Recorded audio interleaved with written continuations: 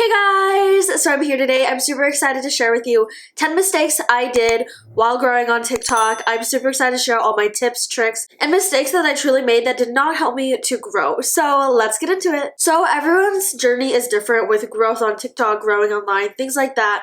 But I want to share my tips with you because I feel like I am just a normal girl. I'm from Nebraska. It's nothing special about me. I don't have a crazy talent, things like that. And I do have about 52,000 followers on TikTok, so I'm doing something right. And I almost have 5 million likes as well, so I think that's crazy.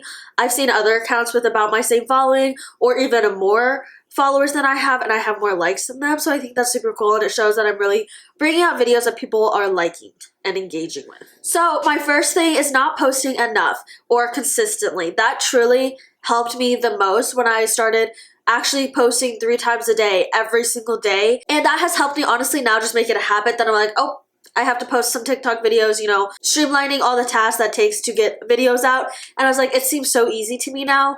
And even if you can't post 3 times a day like I do, you could post 1 time a day. I would say make a schedule and consistency that works for you and that works for your schedule. I would at least say a couple times a week. You could be like, I'm going to be posting Monday, Wednesday, Fridays, and then have the other days off to prepare videos, get videos ready, things like that, and have a goal of how many videos you want in those days as well. So like I said, I post, and I still currently post about 3 times a day, and I post around 5 to 7 p.m. I feel like that's when my followers and honestly a lot of people are most active on social media, TikTok, things like that. My next one is being too similar to everyone else, like with the basic get ready with me's, basic, you know, day in my life. And then with that, I feel like the market gets super saturated and no one really wants to watch those videos because you just see everyone doing them and it's nothing super unique anymore. You can do similar stuff to that that's popular, but put a twist on it. So like, day in the life of a Target employee, day in the life of a nurse, day in the life of a doctor,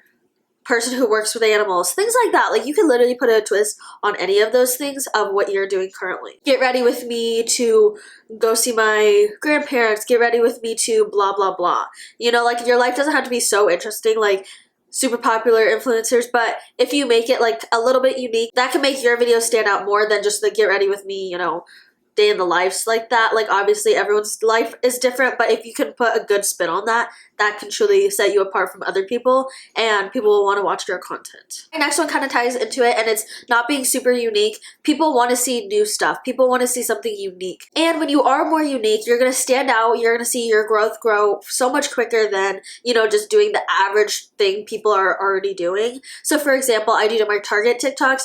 Yes, there are plenty of Target TikToks out there, but I relate it on Target employee. Yes, there is some people still posting about being employed at Target, but I also bring a step further with who I am and doing it for the beauty section, doing sales, deals, things like that. I kind of see it as like this little funnel or umbrella. Umbrella is Target, Target employee, Target beauty employee, and then day in the lives of my life, things that I personally do at work, things that I think is cool to know, things that I feel like people would like to know, deals that I am interested in, things that I feel like people would want to buy, so many things like that. So you definitely can think of something in your life, interest of what you could do, of what would be interesting, what would be unique, what can you bring to the table that sets you apart from other people on this platform, because there are millions of videos posted every day.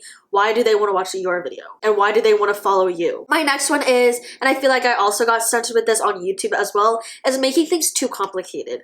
Like I was like, oh my gosh, I see some of these people putting these graphics on here, editing differently, and I'm like, I kind of don't even know how to do all that. And I was like, I'm overcomplicating it. That makes me not even want to post, and then days go by and I don't post. So I'm like, okay, what's something easy that I can do that works for me, that I can still get content out, still be impactful, and not be too overstimulated with all of the editing, all of that stuff. I definitely have seen that work for other people, but personally for me, I'm like, that is not me. I am not that girl.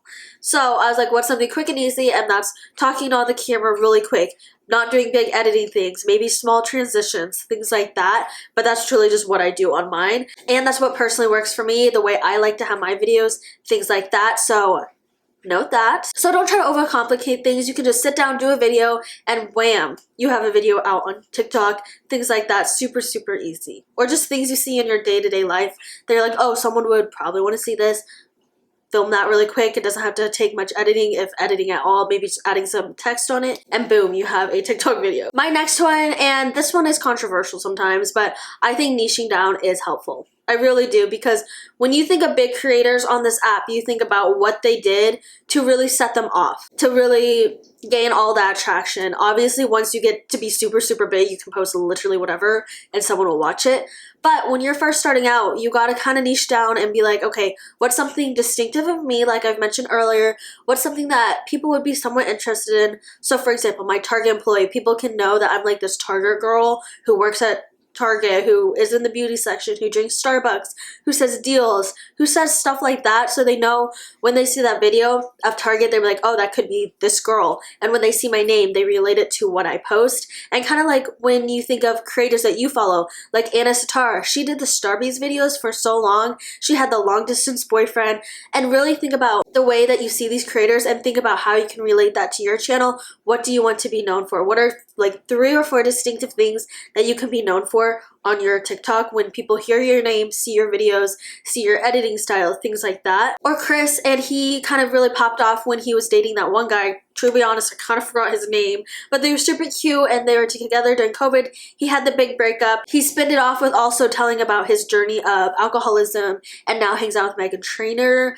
Things like that, brings celebrities coffee, and that's how I know him. And that's a couple distinctive things I'm like, oh, if I see this, I know it's him. I know how easy it is sometimes to see those bigger creators sitting down in the car just talking about stuff, but sometimes that is really boring if no one knows you. Not in a bad way, but in a critical way of, okay, if you want to do this for a job, if you want to grow and build a community, then you gotta do what's necessary and put some strategy behind your videos to be able to grow. Like I said, when starting out, you have to do this, but as you grow bigger, you kind of can dwindle off and put more videos that are different out there as well. So at my point, I'm still like, I need to post Target videos, but I have been sprinkling in some videos that's like fun for me, things like that, and that's okay. I really feel like it should be like 80-20, 80% strategy related videos. What are those 4 main topics that you're always going to talk about and be known about? And then the other 20% of your videos can be fun videos that you like posting, and that's totally okay because those might also pop off. And you might even realize like, oh, maybe this is what people want to know versus my other 4 topics. And I also feel like that's a good way to not make you feel like your TikTok is just a job. My next one is spending money on videos. I used to do this as well on my YouTube, is I would buy so much makeup products, things like that, to review on my page, to review on my channel, things like that.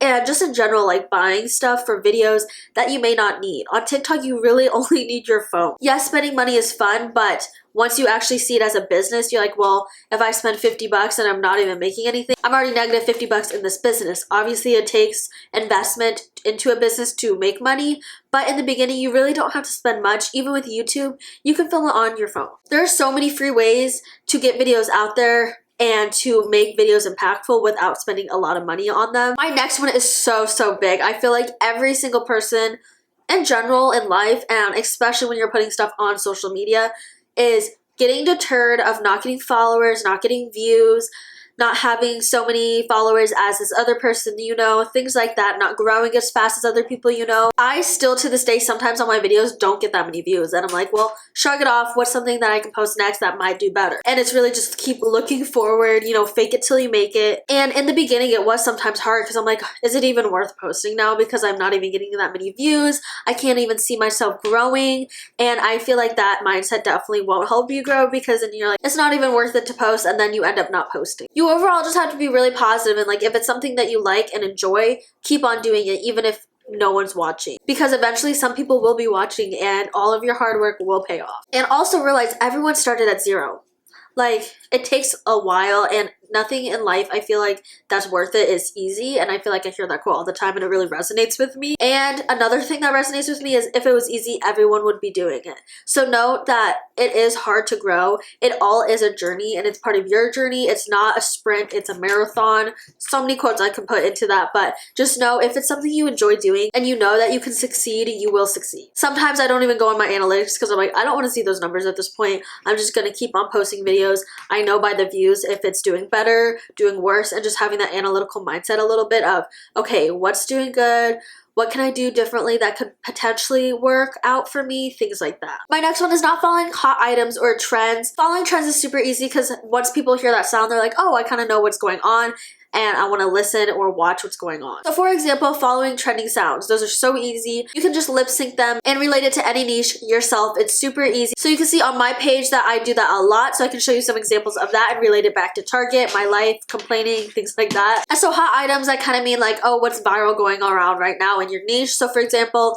I just did about the Rare Beauty lip oils, things like that, Selena Gomez, or just in general, like what's hot at Target that I can post about that is viral online that I can just also add my input on, and things like that. I feel like this is an easy way to get content out there. So I would say probably 70% trends and then 30% of your own videos, because I do realize a lot of my more unique videos do so much better. I get a lot more actual followers versus just a lot of views and likes compared to my viral videos where I'm just like, oh, doing stuff that's viral. That's how I kind of see it. You could have a viral video that has millions of views and not get that many followers, but on the other hand, you could have a viral video that is more unique and you could be getting hundreds of followers through that video. Have a little bit of both and play around with both on your page because both are very, very beneficial. So for example, my viral content, I do a lot of sounding videos, relate that to Target. My more unique content is more day in the life of Target. I just posted one about my paycheck and my raise, and that was really big and almost has 1 million views in a day. Things people stolen at Target, videos like that have done really well. Honestly, just look at my TikTok and everything I recommend, I pretty much do on my page anyways. My next one is being scared that your friends or family are gonna see. I definitely had this, and I feel like a lot of people do, because it is kind of embarrassing. It's kind of cringy when people mention you have videos, but if it's something, like I said, you like doing, you shouldn't be embarrassed of it. And your family or friends shouldn't make fun of you for doing it, and a lot of them honestly are probably more proud and inspired more than anything, honestly. So note that. And it definitely is more prevalent when you don't have that as many followers, and I can definitely tell that because now that I have a little bit more, I'm like, I don't care if anyone sees it because I'm pretty proud of my page right now because that's cool. And not everyone has 50,000 followers on their TikTok. And my last one, and I feel like we hear this all the time growing up and just in general, be yourself. What ultimately makes you unique? And I was like posting these videos in the beginning. I'm like, okay, this makes me unique. I'm going to post this. But ultimately, I started posting a little bit about Target and those blew up. So I'm like, okay, that has to be it. I had to dig deep, think about, okay, I work at Target. I work in the beauty section. I work at Target now after being graduated for 2 years when I technically should be having a normal job, a real job. I can see deals. I can see more clearances when I'm there, you know, really. And just think about truly what makes you unique. Like, what have you gone through? What experiences have you done? What things have you learned? So many things that you could share with people that may benefit them. Add in your own personality in your videos. Like yes, you could be posting the same get ready with me as someone else, but if you post your personality, that can set you apart from other people. The person that comes in mind is this girl named Lexi who does hair. And yes, there's so many hairstylists on TikTok, but she is very distinctive because her voice, the way she edits her videos, the way she talks in her videos, and just her own personality that shines through her videos is very distinctive and makes people want to follow, makes her stand out from other normal hairdressers on the app. So for me, I personally say go get you some on some of my videos of things that I recommend. I do that little zoom in thingy a lot. I just do my voice, and some people, yes, have said stuff about it, but that makes me distinctive. They say that I have a nasally voice or my nose is always stuffed, and yes, it is because I have allergies and I think I have problems with my nose anyways. It's always running or stuffed. So yes, that is true. I'm not gonna lie or hide it. I usually don't wear makeup in my videos, especially my Target ones, because I usually don't get ready for work and things like that. And people have commented about my eyebrows, but at least that makes me distinctive, you know? That's who I truly am. And I also am not aesthetic, so I'm not gonna make super aesthetic videos because that's just not who I am. So bring your own personality, the way you wanna edit, the way you wanna talk, things like that. So just bring your own personality onto your page, and that will really set you off against other people who are doing similar things. So I hope sharing some of my mistakes that I've made personally will help you guys grow on TikTok. It definitely is a journey and there's a lot to learn, but it all is so worth it. I hope you guys liked watching this, and I'll see you guys very, very soon. Bye guys!